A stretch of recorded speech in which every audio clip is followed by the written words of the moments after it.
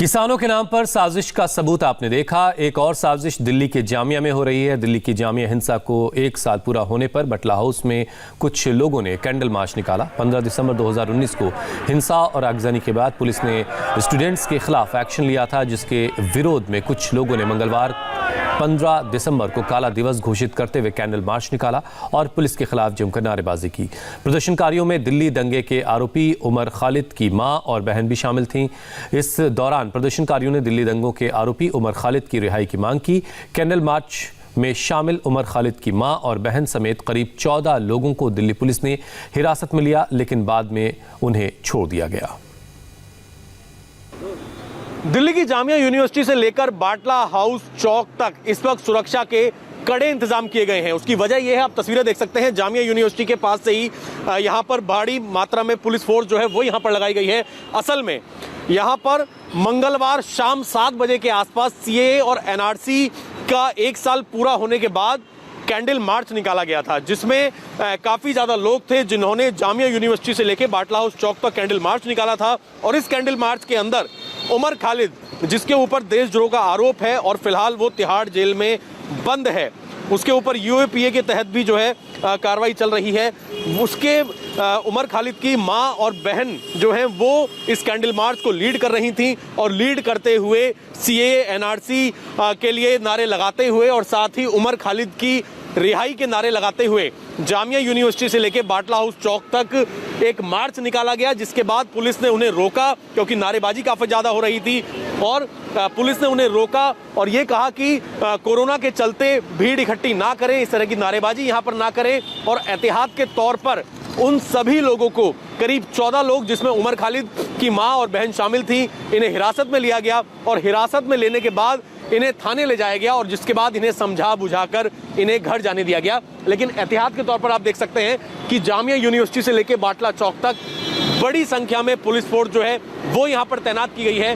उसकी वजह यही है कि किसी भी तरीके से दोबारा जो गैदरिंग है वो ना हो पाए, क्योंकि हमने देखा था पिछले साल किस तरीके से जामिया से लेकर शाहीन बाग तक जगह जगह प्रोटेस्ट जो है वो शुरू हुए थे सीए और एनआरसी के विरोध में और काफ़ी ज़्यादा वायलेंस हुआ था। इसी के चलते पुलिस की एक कोशिश है कि किसी भी तरीके से लोगों को इकट्ठा ना होने दिया जाए और अगर कोई इकट्ठा होता है, किसी तरह की गैदरिंग करता है, तो उन पर कड़ी कार्रवाई की जा सके। इसी वजह से एहतियात के तौर पर इस तरीके के सुरक्षा के इंतजाम पूरे जामिया इलाके में किए गए हैं। कैमरामैन दिनेश चंद के साथ अभय पराशर, इंडिया टीवी, दिल्ली। जामिया से लेकर सिंघू बॉर्डर तक किस तरह के हालात हैं, ताज़ा हालात बताने के लिए हमारे साथ हमारे 3 सहयोगी मौजूद हैं। अभय पराशर इस वक्त जामिया में मौजूद हैं, संजय शाह हैं टीकरी बॉर्डर से और दीक्षा पांडे इस वक्त सिंघू बॉर्डर पर खड़ी हैं।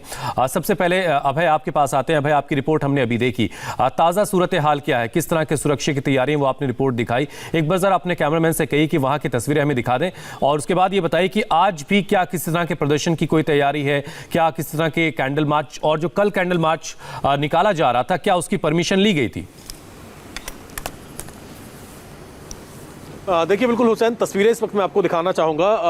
ये आप तस्वीरें देख सकते हैं, जामिया का जो कैंपस है वहाँ से ही न केवल दिल्ली पुलिस बल्कि एहतियात के तौर पर जो पैरामिलिट्री फोर्स है वो यहाँ पर तैनात है और बार बार पेट्रोलिंग जो है वो भी जामिया से लेकर आगे बाटला हाउस तक की जा रही है। यहाँ पर इस बात का भी ध्यान रखा जा रहा है कि आज किसी तरीके का कोई प्रोटेस्ट या गैदरिंग यहाँ पर ना हो जाए। जहाँ तक हम बात कर रहे हैं मंगलवार की, मंगलवार शाम को हुसैन किसी तरह की कोई परमिशन नहीं ली गई थी। 1 साल हुआ था सीए एनआरसी जो कानून लागू हुआ था और 1 साल पहले ये प्रोटेस्ट चालू हुए थे दिसंबर के महीने में ही।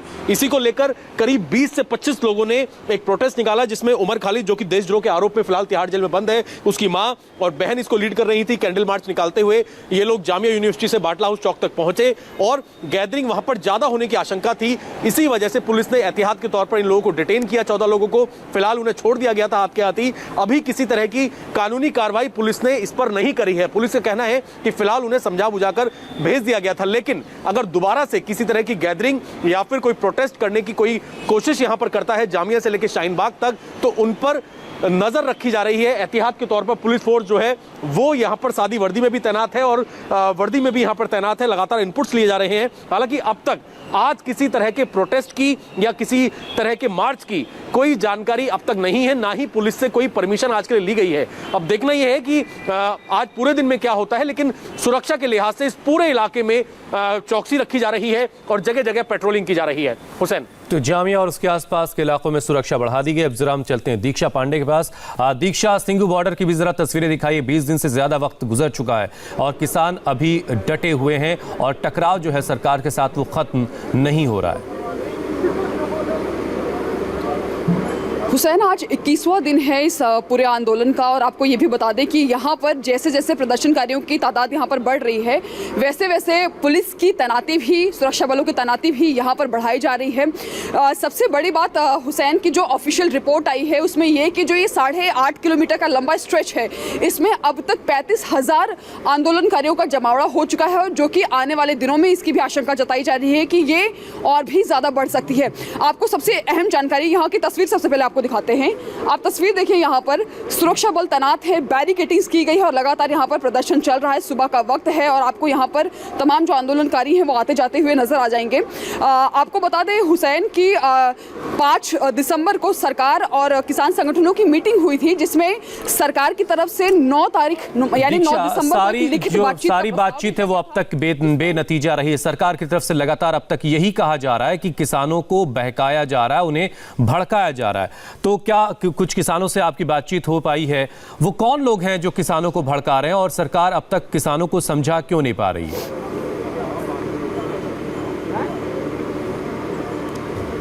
बिल्कुल हुसैन, क्योंकि सरकार की मंशा जिस तरह से लगातार कह रहे हैं कि उनकी मंशा पूरी तरह से साफ है। बीते दिन कृषि मंत्री ने भी ये कहा है कि वो जो एक्चुअल जो किसान नेता हैं वो उनसे बातचीत लगातार जारी रखेंगे, लेकिन ये भी जो आशंका है कि बहुत सारे गुट जो इसमें आ गए हैं, शामिल हो गए हैं, जो इस प्रदर्शन को, इस बातचीत में कोई समाधान नहीं निकलने देना चाहते और चाहते हैं कि ये टकराव लगातार बढ़ता रहे। आपको बताइए कि हुसैन, जो 5 तारीख को सरकार और किसान संगठनों की मीटिंग हुई थी उसके बाद 9 दिसंबर को सरकार की तरफ से एक लिखित प्रस्ताव किसान संगठनों को भेजा गया था जिसे लिखित उत्तर भेजकर किसान संगठनों ने अस्वीकार कर दिया है। लगातार किसानों की तरफ से यही कहा गया कि सरकार जो है वो जो मौखिक में बातचीत हुई है 5 तारीख को वही उन्होंने अपने लिखित प्रस्ताव में भी भेजा है, तो ऐसे में उसे अस्वीकार कर दिया है।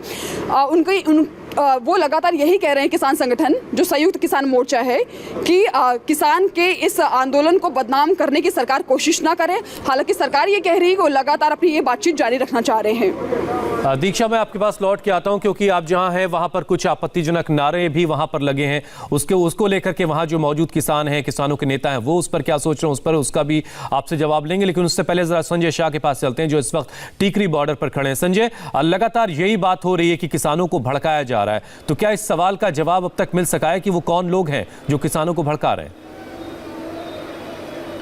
जी बिल्कुल हुसैन, टिकरी बॉर्डर पे जो किसान पिछले 21 दिन से यहाँ पर डटे हुए हैं डेरा डालकर अपनी मांगों को लेकर, लेकिन सरकार की तरफ से ये कहा जा रहा है कि उनको भड़काया जा रहा है। लेकिन इसके जवाब में किसानों की तरफ से बार बार ये कही जा रही है कि सरकार किसानों के बीच फूट डालना चाहती है और इसलिए बार बार सरकार की तरफ से इस तरह के बयान दिए जा रहे हैं। टिकरी बॉर्डर की अगर बात करें तो टिकरी बॉर्डर पे किसानों का जमावड़ा रोज बढ़ता जा रहा है। साथ ही किसानों ने कल एक बड़ा आरोप सरकार और पुलिस पर लगाया कि जगह जगह से जो किसान बॉर्डर पे पहुंचना चाह रहे हैं उन लोगों को रोका जा रहा है। जो इनका खाने पीने की सामग्री है वो पुलिस यहां तक नहीं पहुंचने दे रही है, जिसको लेकर किसानों ने आज ऐलान किया है कि किसानों को जहां भी पुलिस रोकेगी किसान वहीं धरने पर बैठ जाएंगे और वहीं ट्रैफिक को अवरुद्ध करेंगे। इस तरह से यहां से कल ऐलान किया गया था। क्योंकि बड़ी बात यह है कि किसान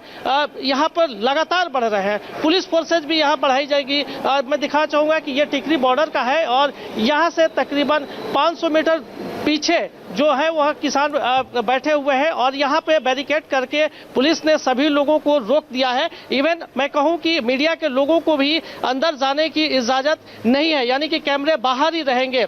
इस तरीके से प्रबंध पुलिस ने किया है। लेकिन किसानों का जो यहाँ पे भीड़ बढ़ रही है उसमें कोई कमी नहीं आ रही है। किसानों की तरफ से लगातार ये कहा जा रहा है कि हम बातचीत करने के लिए तैयार है, सरकार भी बातचीत करने के लिए कह रही है, लेकिन नतीजा नहीं निकल रहा है, टकराव नहीं खत्म हो रहा है और लगातार ये आंदोलन जारी है और आज 21वें दिन में ये आंदोलन दाखिल हो चुका है। संजय, दीक्षा और अभय इस वक्त हमारे साथ बने हुए। एक छोटा सा ब्रेक ले रहे हैं, फौरन लौटेंगे कुछ और अपडेट के साथ।